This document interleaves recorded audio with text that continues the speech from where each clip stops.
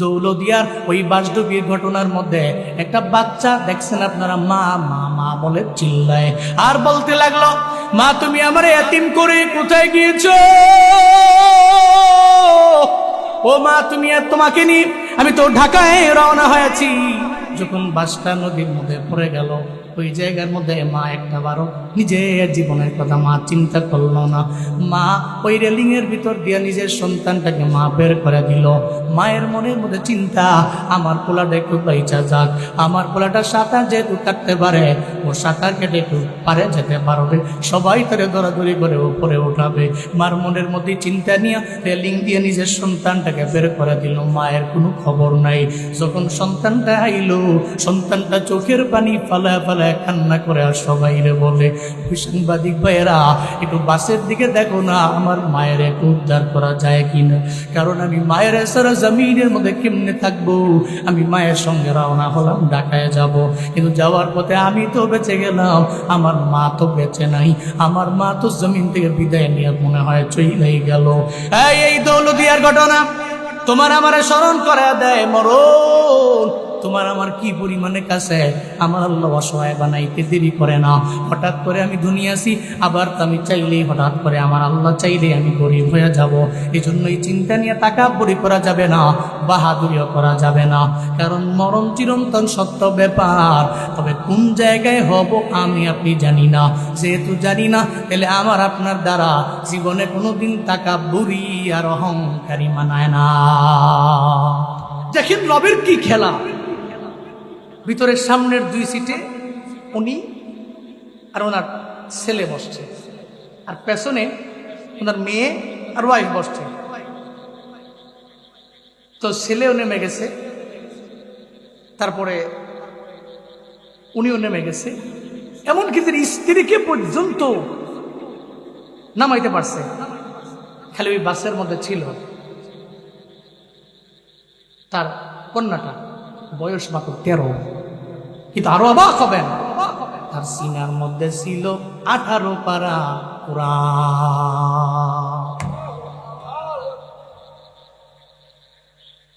সিনার মধ্যে ছিল 18 পারা কোরআন। 13 বছরের কন্যা। বাবা চোখের পানি ফেলা ফেলা সাংবাদিকরে বলতে লাগলো, কেন আমি আমার কন্যাটারে বাস থেকে আমি নামাইলাম না, কেন আমি নামাইলাম না? যদি কন্যাটারে আমিও নামায়া নিতাম, তাহলে আজকে আমার 18 পারা মুখস্থ করা আমার মেয়েটা এই বাস ডুবিতে মরতো না। হায় হায়, হুজুরও জানে না, জমিনের কেউ জানে না কোন জায়গায় মরণ হবে। তাহলে যেহেতু আমি জানি না, কেউ জানে না, হুজুর জানে না, কেউ জানে না, তাহলে সবার দ্বারা কারো দ্বারা তাকাব্বুরি করা মানায় না। কথা বলেন ঠিক কিনা? মরণ তো আমার কনফার্ম হবে। তো আল্লাহর দরবারে বলা হয়, আল্লাহ যেই জায়গায় আমার মরণ হবে তুমি আমার ঈমানি হালাতে আমার মরণ দিও, কালেমা পড়তে পড়তে আমার মরণ দিও। জগৎ বিখ্যাত একজন ওলিয়ে কামেল হযরত হাসান বসরি রহমাতুল্লাহ আলাইহি, নাম শুনছেন না? হযরত হাসান বসরি বলতে লাগলেন, আমারে জানায়া দাও কি তোমার সেই চিন্তা, 4 চিন্তা তুমি আমারে বলো। নাম্বার 1 চিন্তা হলো, জমিন থেকে একদিন আমি আপনি সবাই তো বিদায় নিয়ে চলে যাব, জমিনের মধ্যে থাকতে পারবো না। তবে আমি ঈমান নিয়ে মরতে পারবো কিনা আমার জানা নাই। কালেমা পড়তে পড়তে আমার মরণ হবে কিনা আমার জানা নাই। আপনি আমাকে এতটুকু এনশিওর করেন, আমার জীবনের শেষ কালিমা হবে লা ইলাহা ইল্লাল্লাহ। এতটুকু এনশিওর করেন, আমি কালেমা পড়তে পড়তে পড়তে পড়তে আমার মরণ হয়ে যাবে। এতটুকু যদি সিউরিটি দেন, তাহলে আমার চিন্তা দূর হয়ে যাবে। কারণ কালেমা পড়তে পড়তে যদি আমার মরণ হয়, ঈমান নিয়ে মরলে মুমিনের মরণটা তো বড় দামি মরণ। ও মরণ বরণ করতে দেরি হয়ে যাবে, ওপারে গেলে আমার মাওলার সাথে মোলাকাত হবে, আর জান্নাতে যাইতে দেরি হবে না। চিল্লায়া পড়া যাবে কি সুবহানাল্লাহ। কারণ মুমিনের মরণটা মুমিনের জন্য তোহফা, বড় লেভেলের হাদিয়া। কারণ মরণটা হলো এটা লেকের মতো, খালের মতো। ওই খালের এপারে আমি দাঁড়িয়ে আসি, ওপার আমার আল্লাহ, যে কোনো সময় তো আমার মরণ হবে। যদি সত্যিকারের খাঁটি ইমানদারের মরণ হয়, ইমানি মরণ যদি আমার হয়, তাহলে লেকের ওপারে গেলে আমি আল্লাহকে পাবো, আল্লাহকে পাইলে আমি জান্নাত পর্যন্ত পৌঁছতে পারবো। তো এটাই তো মুমিনের জীবনের মরণটা, একটা খালের মতো, লেকের মতো। ও আল্লাহর বান্দারা, আবু বসরিও চিন্তার মধ্যে পড়ে গেলেন, আমি ইমান নিয়ে কবরের মধ্যে যেতে পারবো কি পারবো না। আমার এই নিয়ে আমার বড্ড চিন্তা, কারণ ইমান নিয়ে আমি মইরা গেলে আমি জান্নাতি হয়ে যাব। খায়বারের যুদ্ধে আমার পয়গম্বর সাহাবায়ে কেরামকে সঙ্গে করে নিয়ে গেলেন। খায়বারের যুদ্ধের মধ্যে সাহাবায়ে কেরাম সব যখন বাইরে দাঁড়ায় আছে, তাঁবুর মধ্যে আমার পয়গম্বর আমার আল্লাহর সঙ্গে সম্পর্ক লাগায় আল্লাহর দরবারে বলতে লাগলো, ও আল্লাহ, সাহাবায়ে কেরাম নিয়ে খায়বারের প্রান্তে আসলাম। আল্লাহ গো, খায়বারের দুর্গ জয় করার জন্য যতটুকু সামর্থ্য দরকার আমাদের কাছে নাই। তবে সাহাবায়ে কেরাম দুর্বল হতে পারে, এদের ঈমান তো জীবনে কোনোদিন দুর্বল হতে পারে না, কারণ সাহাবায়ে কেরামের ঈমান বড় মজবুত। এদের ঈমানের কাছে জমিনের কোনো শক্তি আর পাওয়ার চলে না, ঠিক কিনা? নবীজি আল্লাহর দরবারে বলতে লাগলেন, আল্লাহকে বলতে লাগলেন, মাওলা রে,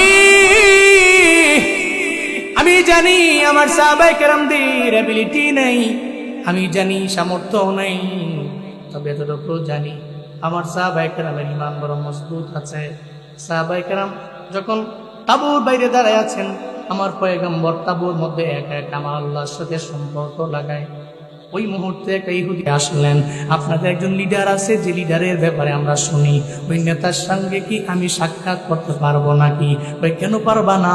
আমার নবী সবাইকে সমান চোখে দেখে, তুমি সবার সঙ্গে মোলাকাত করতে পারবা। এটা বলতে দেরি সঙ্গে সঙ্গে বড় অবাক হয়ে গেল। ইহুদিদের আকাল কয়, কোন জায়গার মধ্যে আছে? ওই তাকায় দেখ, ওই যে তাঁবু দেখা যায়, ওই তাঁবুর মধ্যে আমাদের লিডার মানে আমাদের পয়গম্বর ওই জায়গার মধ্যে বসে রয়েছে। চিল্লায় আওয়াজ করে পড়া যাবে কি মারহাবা। নবীজি ডাক দিয়ে নিয়ে ইহুদিদের আকালদের নবীজির সামনে বসালেন। সামনে বসলো। এবার ইহুদি রে, কি জন্য আইলা? তাঁবুর মধ্যে আমি নবীজি আল্লাহর সঙ্গে আমার সম্পর্ক আমি লাগাইতেছিলাম, এই সময় তুমি আমার কাছে কেন আইলা? ইহুদি কয়, আপনি সব সাহাবায়ে কেরামের লিডার আমি জানি, তবে আপনার একটা দাওয়াতের কথা আমি সবার মুখে মুখে শুনতে পাইলাম, আপনি নাকি একটা দাওয়াত দেন। সেই দাওয়াতটা কি? কয়, সেই দাওয়াতটা হলো লা ইলাহা, আল্লাহ ছাড়া কোনো ইলাহ নাই, এক আল্লাহর ইবাদত করো। যদি এক আল্লাহর ইবাদত করতে পারো, তাহলে সফল কাম হয়ে যেতে পারবা। এই যে একটা দামি একটা দাওয়াত, এই দাওয়াতটা আমি দেই। সাহাবায়ে কেরামরা এই দাওয়াত দেয়, যদি আমি কালেমা পড়ে এই মুহূর্তে আপনার সামনে মুসলমান হয়ে যাই, তাহলে আমার কি ফায়দা হবে, আমার কি উপকার হবে, আমায় বলেন না।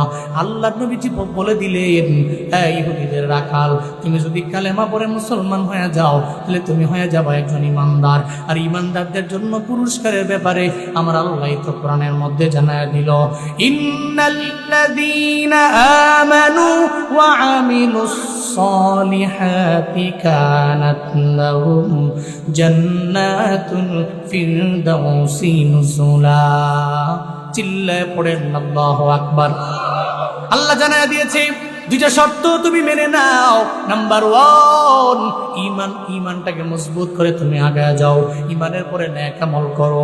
যদি দুইটা গুণে নিজের গুণান্বিত বানাইতে পারো, তাহলে আমি আল্লাহ জান্নাতুল ফিরদাউস তো তোমার জন্য অবধারিত করে রাখলাম। তুমি যদি কালেমা পড়ো, তাহলে তুমি জান্নাতের মেহমান হয়ে যাবা। আর কোনো ফায়দা আমার হবে কিনা? 2 নাম্বার, তুমি যখন কালেমা পড়ে মুসলমান হয়ে যাবা, তুমি সাদা কালো তোমার বডিতে গন্ধ আসে না নাই, এই ব্যাপারে আমরা চিন্তা করব না। আমার কাদের সঙ্গে তোমার কাঠটা মিলে যাবে। সাহাবায়ে কেরামরা কালকে দেখে মানে তুমি কালেমা পড়ার পরের থেকে তোমার ভাই হয়ে যাবে, তোমার চিন্তাও করা লাগবে না, তোমার জন্য এরা জীবন দিতেও দ্বিধা করবে না। চিল্লায় পড়া যাবে কি সুবহানাল্লাহ। কেমন বুঝি? কয় হ্যাঁ। তাহলে এই ধর্ম তো সত্য ধর্ম, এত দামি ধর্ম, তাহলে আমি কেন অন্য ধর্ম আছি? আমারে পরে দিন সবে আমার সঙ্গে পড়ুন লা ইলাহা ইল্লাল্লাহ মুহাম্মাদুর রাসূলুল্লাহ। কালেমা পড়ে মুসলমান হয়ে গেছে। এবার নবীজিকে বলতে লাগলেন, পয়গম্বর এবার বলেন না, আমি তো কালেমা পড়ে মুসলমান হয়ে গেলাম, এখন আমি কোন আমলটা করব? নবীজি বললেন, এখন নামাজের সময় না যে তোমাকে নামাজ পড়ার জন্য আমি বলবো, এখন রোজার সময় না তোমাকে আমি রোজা রাখার জন্য বলবো, এখন দান সৎকার করার সময় না যে আমি তোমার দান সৎকার করার জন্য বলবো। এই ইহুদিদের রাখাল, এতক্ষণ তুমি ইহুদি ছিলা, এখন তুমি নব মুসলিম হয়ে গেলা, এখন তোমার জন্য সবচেয়ে বড় কাজ হলো জিহাদের ময়দানে যাওয়া। কারণ খাইবারের প্রান্তরে সাহাবায়ে কেরামেরা এরা যুদ্ধ করার জন্য এই ময়দানের মধ্যে হাজির। তুমি যদি এদের সামনে যাও, এদের সঙ্গে যাইয়া এদের সঙ্গে কাঁধে কাঁধ মিলে যুদ্ধের ময়দানে যুদ্ধ করতে পারো, যদি শহীদ হইতে পারো, তাহলে তোমার কপাল বড় ভালো, বড় ফায়দা। এবার ইহুদি কয়, ও পয়গম্বর আমার, এখন যদি আমি সাহাবায়ে কেরামের সঙ্গে কাঁধে কাঁধ মিলাইয়া যদি আমি ওখানে গিয়ে যুদ্ধের ময়দানে যদি আমি শহীদ হয়ে যাই, তাহলে শহীদ হয়ে গেলে আমার জন্য কি ফায়দা, আমার জন্য কি উপকার, তাহলে আমায় বলে দেন না। আমার পয়গম্বর বলে দিলেন, ইহুদিদের রাখাল তুমি ছিলা, নব মুসলিম আমার সাহাবী, তুমি যদি যুদ্ধের ময়দানে যাও আর যদি ওখানে গিয়া জোশ লয়া তুমি যদি যুদ্ধ করে শহীদ হয়ে যাইতে পারো, তাহলে হাসরের ময়দানে আমার আল্লাহ তোমার কাছ থেকে জমিনের অন্য কোনো বিষয়ে কোনো হিসাব নিবে না।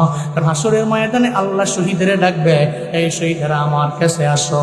দেখা যাবে কারো হাত নাই, আবার দেখা যাবে কারো পা নাই, এমন হালাতে রক্ত মাখা বডি নিয়ে আমার মাওলার দরবারে হাজির যখন হয়ে যাবে, আল্লাহ পাক বলবে তোমরা কারা? এরা বলবে আমরা শুহাদা, জমিনের মধ্যে দিন কায়েম করার জন্য আমরা জমিনের মধ্যে আমাদের জীবনটাকে বিলীন করে দিয়ে আসলাম, আমাদের গোসলও দেওয়া হয় নাই, বিনা গোসলে কবরের মধ্যে দেওয়া হলো। আল্লাহ সেদিন বলবে, ও শুহাদা, জান্নাতের দরওয়াজা খোলা আছে, জান্নাতের 8টা দরওয়াজা ওপেন আছে, মিজানের দাঁড়িপাল্লায় তোমাদের কোনো হিসাব নিব না। জান্নাতের যে দরওয়াজা দিয়ে মন চায় হিসাব সারাম জান্নাতের মধ্যে ঢুকো। আল্লাহ পাক বলতে দেরি সঙ্গে সঙ্গে তুমি এদের সঙ্গে শামিল হবা, তুমিও কোনো হিসাব দেওয়া লাগবে না, সঙ্গে সঙ্গে তুমি জান্নাতের মেহমান হয়ে যাবা। এটা নাম্বার 1 তোমার জন্য প্রতিদান। আর কোনো প্রতিদান আসেনি? আরো প্রতিদান আছে। যদি তুমি শহীদ হয়ে যাইতে পারো, কবরের মধ্যে গেলে আমার আল্লাহ জান্নাতি রিজিক তোমারে খাওয়াবে। চিল্লা পড়া যাবে কি সুবহানাল্লাহ।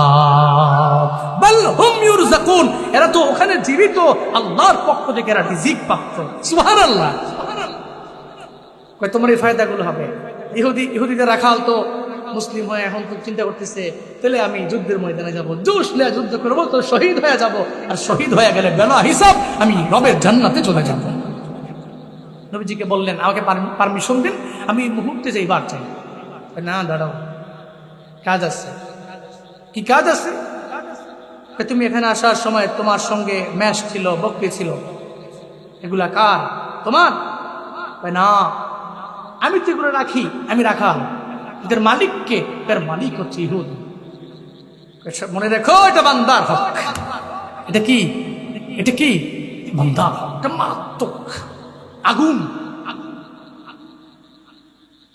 কারণ আমি একবেলা নামাজ পড়ি নাই, রোজা রাখি নাই, নেক আমল করলাম না, রবের আইন কানুন মানলাম না, এটা হাক্কুল্লাহ। আল্লাহ চাইলে জীবনে কোনোদিন তাওবার মাধ্যমে আমাকে মাফ করতে পারে কি পারে না? আল্লাহ চাইলে মাফ করতে পারে। ফায়াগফিরু লিমান ইয়াশাউ ওয়া ইউআযযিবু মান ইয়াশাউ ওয়াল্লাহু আলা কুল্লি শাইইন কাদির। চিল্লা পড়েন আল্লাহু আকবার। আল্লাহ পাক জানিয়ে দিয়েছেন সূরাতুল বাকারার 284 নম্বর আয়াত, আল্লাহ পাক বলছেন, আল্লাহ যারে চান তারে তো মাফ করে দিতে পারেন, আবার আমার আল্লাহ যারে চান তারে আযাবে গ্রেফতার করতে পারেন। আল্লাহ চাইলে অনেক বড় গুনাহগারকে আমার আল্লাহ মাফ করতে পারে, আবার অনেক বড় নেক আমল করনেওয়ালা আল্লাহ যদি না চায় জীবনে কোনোদিন ও জান্নাতে যেতেও পারবে আল্লাহ তাকে মাফও করবে না, কারণ সুপ্রিম পাওয়ারের মালিক আমার আল্লাহ, সর্বময় ক্ষমতার মালিক হলেন আমার আল্লাহ। এবার হাত তুলিবারটা কত বড় মারাত্মক লেভেলের ব্যাপার। একটা বান্দার হক আপনি মাইরা দিলেন, আসরের ময়দানে আমার আল্লাহ আপনার নেক আমলের বিনিময়ে আপনারা জানায়া দিল, এই কলিমুদ্দিন তুমি এখনই জান্নাতের পথে দৌড়াও, জান্নাতের পথে আগাও। মাঝখানে যাওয়ার পরে হঠাৎ করে একজন সামনে দাঁড়ায়া যাবে, কে তুমি সামনে দাঁড়াইলা, এত বড় সাহস তুমি কোত্থেকে পাইলা? আমি জান্নাতের পথে যাই, তুমি আমার সামনে দাঁড়ানো কেন? সে দাঁড়ায়া যাবে, সে তখন বলতে থাকবে ওয়ারক বাজারের মধ্যে আমি ব্যবসা করতাম, তুমি আমার দোকান থেকে মাল কেনার জন্য তুমি ওখানে যাইতা, এমন হালাত হয়ে গেছে তুমি আমার থেকে মাল কিনতে কিনতে একটা পর্যায়ে অনেক ঋণ করলা, ওই ঋণের টাকাটা তুমি আমার দাও নাই, তোমার নেতায় ক্ষমতা আসার পরে ওই টাকা দিবা দূরের কথা, উল্টা আমার দোকান বন্ধ করার হুমকিও তুমি দিয়া দিলা। আমি জমিনে কিছু বলতে পারলাম না, কারণ আমি জমিনে ছিলাম বড় দুর্বল, জমিনে আমি তোমার কোনো প্রতিবাদ করতে পারি নাই, আমি তোমাকে কিচ্ছু বলতে পারি নাই, আমার লিডার ছিল না, আমার নেতা ছিল না, আমি কোন নেতার গোলামি করি নাই, আমি আল্লাহরে জানা দিছি মাওলা রে আমি তো গরিব বড় অসহায়, আমি চাইলেও তো তাকে যে আমি বারবার বলতে পারবো না, কারণ তার লিডার আছে, তার নেতা আছে, সে তো নেতার পেছনে পেছনে ঘুরে, এই জন্য আমি কিছু বললে সে আমাকে মারার জন্য আসবে, আমার ব্যবসার দোকানটা পর্যন্ত বন্ধ করার জন্য পায়তারা করবে, এই চিন্তা নিয়ে বলি নাই, আল্লাহর দরবারে জানিয়ে দিছি আমার মাওলা আসরের ময়দানে এই টাকায় যাতে করে আমি জান্নাত পর্যন্ত যেতে পারি, তখন বলবে এই তুমি আমারে আমার জমিনের 5,000 10,000 20,000 টাকা তুমি আমারে দাও, এরপরে জান্নাতে যাও। আসরের ময়দানে অত তখন টাকাও খুঁজে পাবে না, ওখানে রিয়ালের খেলা চলে না, ওখানে ডলারের খেলা চলে না, ওখানে রুপির খেলা চলে না, ওখানে রিঙ্গিতের খেলা চলে না, জমিনের কোনো অ্যামাউন্টের খেলা তো আসরের ময়দানে চলবে না। কি চলে? ওখানে চলে নেকের খেলা। এবার বলবে আমার টাকা লাগবে না, তুমি দিলে দাও, আমারে নেক দিয়া দাও, আমি নেক নিয়া জান্নাতে যাইবার চাই। এটা বলার পরে সে বলবে তুমি তো আমার কাছ থেকে টাকা পাইতা, এখন আমি টাকা কেমনে দিব? নেক ছাড়া আমার কাছে কোনো পুঁজি নেই। আসরের ময়দানে নেক আদান প্রদান হয়ে যাবে, দেখা যাবে কনফার্ম জান্নাতি ব্যক্তিটা নেক আর নেক দিতে দিতে নেকের পাল্লাটা হালকা হয়ে যাবে, বান্দার হক আদায় করতে যাইয়া জান্নাত থেকে কনভার্ট হয়ে জাহান্নামের দিকে চলে যাবে। আর ওই ব্যক্তিটার নেক আমলের পাল্লা হালকা ছিল, টাকার বিনিময়ে নেক নেওয়ার কারণে নেকের পাল্লা ভারী হয়ে গেছে, কনফার্ম জাহান্নামী ব্যক্তিটা রবের জান্নাতি হয়ে গেছে। চিল্লা পড়া যাবে কি মারহাবা? কনফার্ম জাহান্নামী ছিল ও জান্নাতি হয়ে গেছে, কনফার্ম জান্নাতি ছিল ও জাহান্নামী হয়ে গেছে। কেন? বান্দা হক, এটা মারাত্মক। এই জন্য খুব কেয়ারফুলি লেনদেন মুআমালা খুব সেফ। আপনি ওয়াদা করেছেন, একজনের কাছে গেছেন, ভাই আমি বিপদে পড়েছি, আমাকে ধার দেন 5,000 টাকা, আল্লাহ যদি হায়াতে বাঁচায় আগামী মাসের বেতন পেলে অথবা এক জায়গা থেকে টাকা আসবে, আমার ছেলে বিদেশ থেকে টাকা পাঠাবে, আসলেই আমি তোমাকে অমুক তারিখে দিয়ে দিব। খোদার কসম, আপনি যদি মুসলিমে কামেল হন, ওই দিনের 1 সেকেন্ড 1 মিনিট দেরি হলে আপনি পাগলের মতো হয়ে যাবেন। কেন? আমি আমার ওয়াদাকে ভঙ্গ করব, এটা তার হক, যতক্ষণ আমার কাছে থাকবে ততক্ষণ এটা আগুন। এটা মুসলিমে কামেলের চিন্তা। আমার আব্বা মারাত্মক লেভেলের ওয়াদা পূর্ণ করে।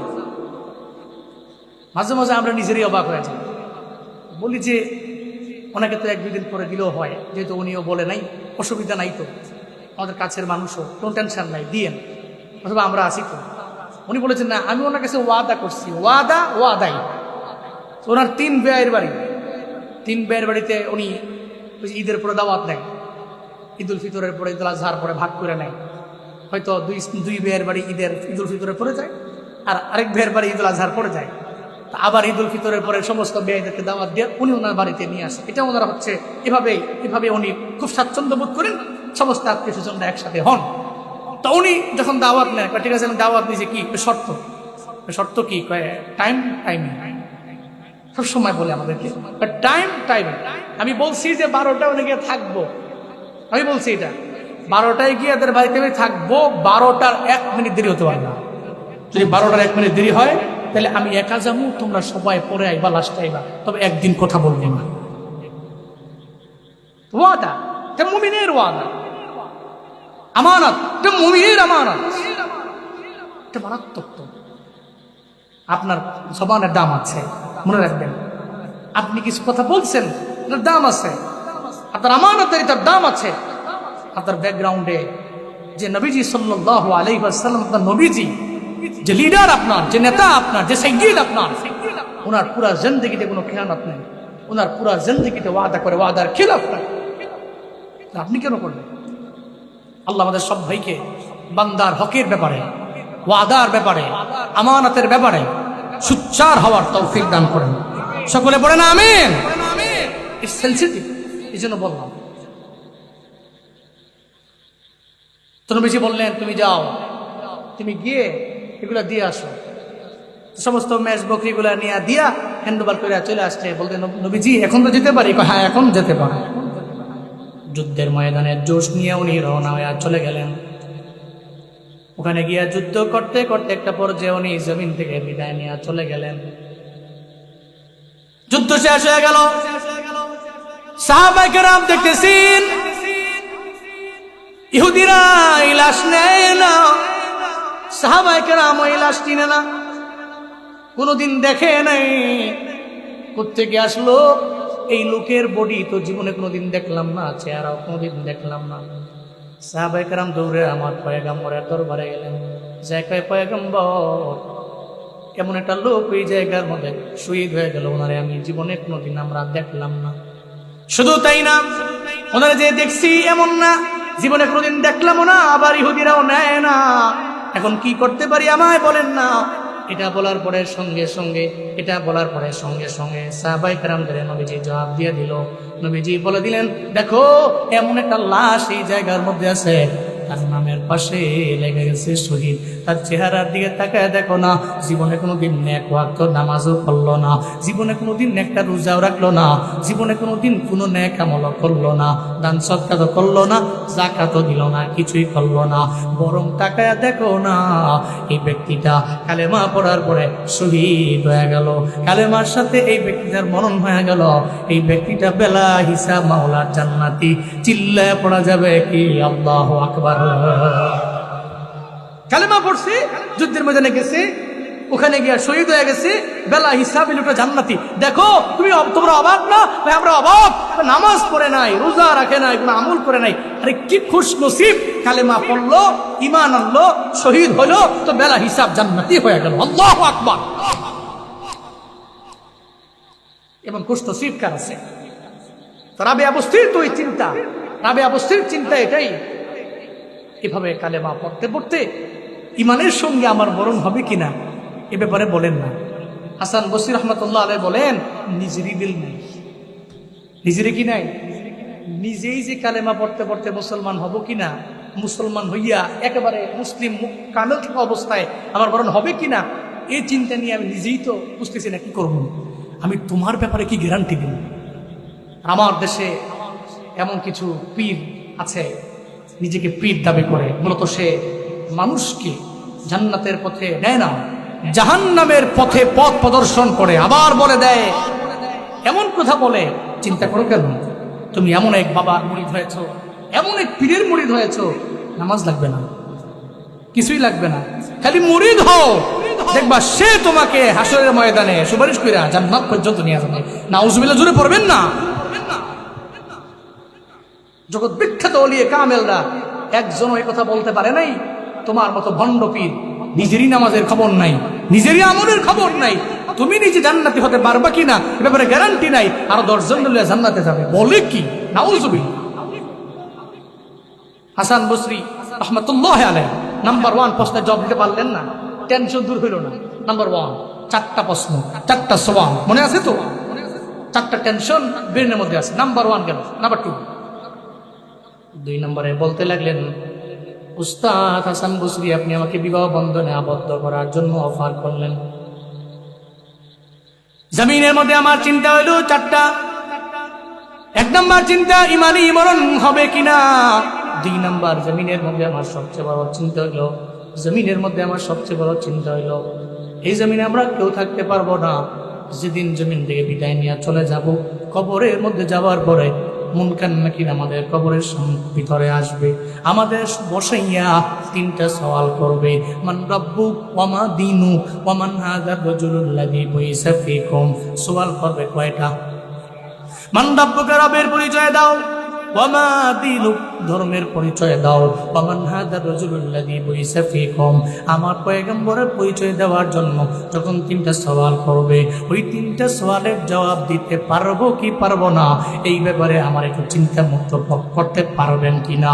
হযরত হাসান বসরি কয়, নিজেরই খবর নাই, আমি তোমার ব্যাপারে আমি কেমনে বলবো? আমারই তো সারা জিন্দেগির মধ্যে আমার চিন্তা, কবরের মধ্যে যাওয়ার পরে এই তিনটা সওয়ালের জবাব আমি দিতে পারবো কি পারবো না, আমি বড় চিন্তায় পড়ে গেলাম। কারণ সেই চিন্তা নিয়ে আম্মাজান খাদিজা আমার পয়গম্বরের সামনে কান্না করে।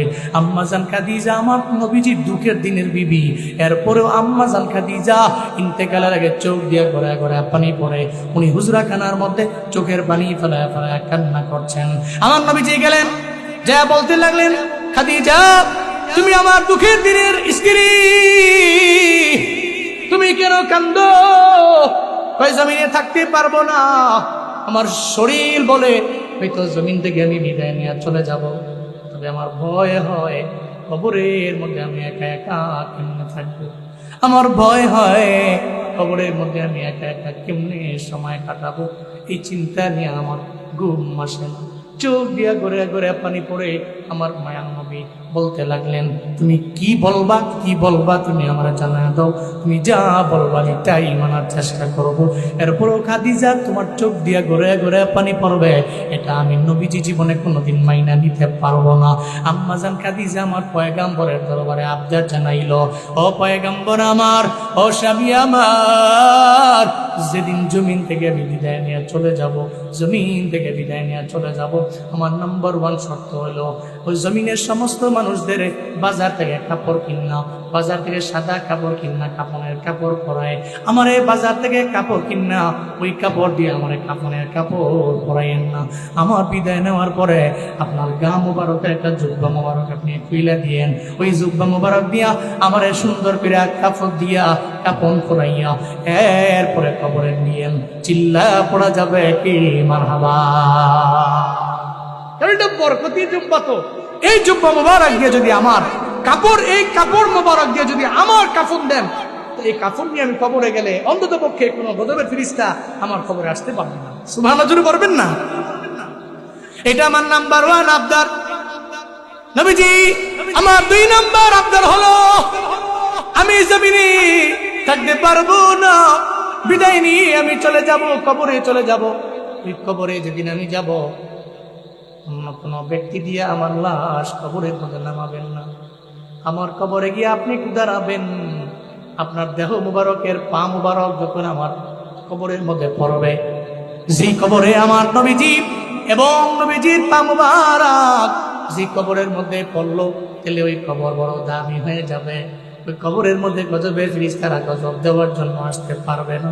আমার 2 নম্বরে আবদারটা আমার পূরণ করবেন। আমার 3 নম্বর আবদার পূরণ করবেন, যখন মানুষগুলো তাদের লাশ আত্মীয় স্বজনদের কবরের মধ্যে দাফন করে দেয়, এর দাফন করার শেষে দোয়া দিয়া এর উপরে সবাই বাড়ির মধ্যে চলে যায়, সবাই চলে যাবে, আপনি যেতে পারেন না, আপনি যাবেনও না। কারণ যদি আপনি চলে যান, কবরের মধ্যে আমি একা হয়ে যাব। ওই কবরের মধ্যে মুনকার নাকির আমার সামনে আসবে, আমার সওয়াল করবে 3টা, এই 3টা সওয়ালের জবাব আমি দিতে পারবো কি পারবো না, এই ব্যাপারে আমার মনের মধ্যে বড় চিন্তা আছে।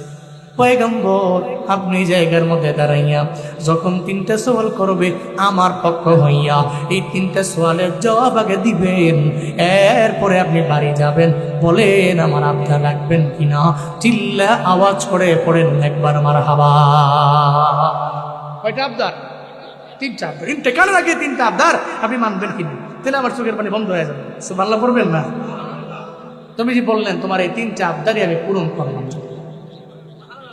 আম্মাজান খাদিজার ইন্তেকাল হলো, এরপরে ওনাকে বাজার থেকে কাপড়াই না, কাফনের কাপড় পরায় না, নবীজি সাল্লাল্লাহু আলাইহি ওয়াসাল্লামের জুব্বা মুবারক দিয়ে কাফনের কাপড় দিয়ে ওনাকে পেঁচাইলেন, পরাইলেন। এরপরে দিয়ে কবরের মধ্যে যখন নামাবে, তখনও পয়গম্বর সাল্লাল্লাহু আলাইহি ওয়াসাল্লাম আম্মাজান খাদিজাকে ওখানে নামালেন। উনি নিজের হাত মোবারক দিয়ে নামালেন। নামানোর পরে পশ্চিম দিকে মাথাটা ঘুরাই দিচ্ছেন বারবার, কাবার দিকে। আমাদের এখান থেকে পশ্চিম দিকে, ওখান থেকে কাবার দিকে ঘুরাচ্ছেন, বারবার ঘুরাচ্ছে, কিন্তু কাবার দিকে যায় না, খালি আসমানের বরাবর হয়। সুবহানাল্লাহ জোরে পড়বেন না? তাহলে সোজা থাকে, বারবার নবীজি কাবার দিকে ফিরায়। নবীজি চিন্তায় পড়ে গেলেন, চোখ দিয়ে ঘোরায় ঘোরায় পানি পড়ে আল্লাহর দরবারে বলতে লাগলেন, হে মালিক, আমি আমার খাদিজার এই কবরের মধ্যে শুয়াইছি, আবার আমি নামাইছি, বারবার আমি তার চেহারাটাকে কাবার দিকে ফিরে দিই, কেন কাবার দিকে থাকে না, বারবার কেন আসমানের দিকে চলে যায়? মওলা রে, আমার খাদিজার প্রতি তুমি কি রাগ, আমার খাদিজার প্রতি তুমি কি ক্রোধান্বিত হয়ে আছো? আল্লাহ রে, আমার খাদিজার প্রতি রাগান্বিত হইও না, আমার খাদিজার প্রতি ক্রোধান্বিত হইও না। এই মক্কায় আমার কেউ ছিল না, আমার মা ছিল না, বাবা ছিল না, দাদা ছিল না, সবাই আমার বিদায় নিয়ে চলে গেল। খাদিজা আমার পাশে এসে দাঁড়ায় গেছে, আমার খাদিজার প্রতি তুমি রাগ হইও না। এ কারণে আমি কবরে খাদিজার লাশটাকে আমার হাত মোবারক দিয়ে আমি নামাইলাম, আমি কাবার দিকে ফিরে দেই। কাবার দিকে ফিরে দিলে বারবার কেন আসমানের দিকে যায়? আল্লাহ পাক রব্বুল আলামিন কয়, ও জিবরাইল তুমি যাও যাও, আমার মায়ার নবীরে গিয়ে সান্ত্বনা দাও, আমার মায়ার নবীর দরবারে গিয়ে আমার নবীরে জানায়া দাও, নবীর কোনো চিন্তা নাই, কোনো টেনশন নাই, নবীর কান্না করা লাগবে না। আমার নবীরে গিয়ে জানায়া দাও, যতই আজকে চেষ্টা করবে বারবার কাবার দিকে মুখটা ফিরে দেওয়ার জন্য, কাবার দিকে মুখটা ফিরে দেওয়ার জন্য, খাদিজার মুখ তো কাবার দিকে ফিরে যাবে না, কারণ খাদিজাকে আমার আল্লাহই তো বড় মহব্বত করে। আল্লাহ চায় না খাদিজার চেহারা কাবার দিকে ফিরে থাকুক, আল্লাহ চায়, আল্লাহ ফেরেশতাদের যা কয় আমার নবী কাবার দিকে ফিরে দিছে, খাদিজার চেহারাটারে আমার দিকে ফিরে দে। আল্লাহু আকবার, আমার দিকে ফিরে দে, আমি দাঁড়িয়ে দেখবো, আমার মন দিয়ে আমি দেখবো, সারা জিন্দেগি লাগা দেখবো, কিয়ামত পর্যন্ত আমি দেখবো তার চেহারাটা দেখে দেখে আমি আল্লাহ তার জিন্দেগির যত অন্যায় সব মাফ করে দিমু, আমি তার জান্নাতের মেহমান বানায় দিমু।